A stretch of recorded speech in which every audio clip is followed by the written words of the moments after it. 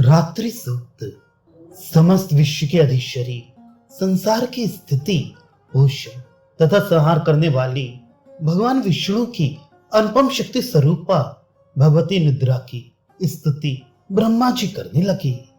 ब्रह्मा जी ने कहा, हे देवी, तुम स्वाहा, देवताओं को हवि पहुंचाने वाली, स्वधा पितरों को श्राद्ध तर्पण आदि से तृप्त करने वाली, वषटकार तथा स्वर अकार आदि स्वरूप हो।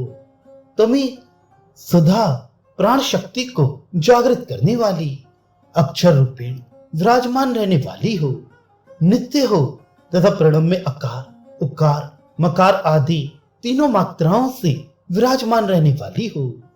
इन तीन मात्राओं के अतिरिक्त बिंदु रूपेण विराजमान अर्ध मात्रा तुम ही हो, जिसका उच्चारण नहीं किया जा सकता। तुम ही संध्या तथा सावित्री हो तथा तुम ही परांबा हो। हे देवी, तुम ही इस ब्रह्मांड को धारण, सृजन तथा पालन करने वाली हो तथा कल्पांत में इस सृष्टि का संहार करने वाली हो। हे जगन में, तुम जगत की सृष्टि करने के समय सृष्टि स्वरूपा, पालन के समय स्थिति रूपा तथा संहार काल में सहृति रूपा हो। हे देवी, तुम ही महाविद्या, महामाया, महामेधा, महास्मृति, महामोह स्वरूपा, महादेवी तथा महासुरी हो। सत्य, रज तथा गुणों को प्रकट करने वाली सबकी प्रकृति तुम ही हो।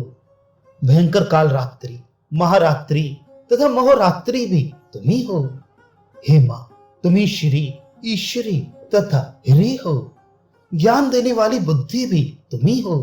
तुम ही लज्जा, पुष्टि, तुष्टि, शांति तथा शांति हो।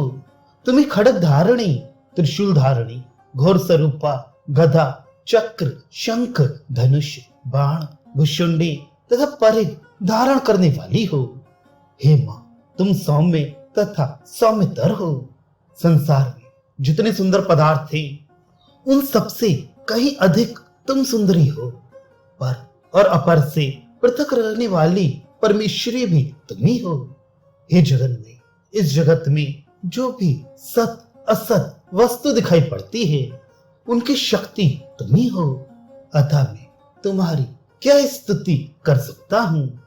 हे मां, जगत की उत्पत्ति, पालन तथा संहार करने वाले महाविष्णु को भी तुमने निंद्रा के वश में कर रखा है। अतः मैं तुम्हारी क्या स्तुति कर सकता हूँ। मुझको, शंकर तथा भगवान विष्णु को भी तुमने ही धारण किया है। अतः तुम्हारी स्तुति करने में कौन समर्थ हो सकता है।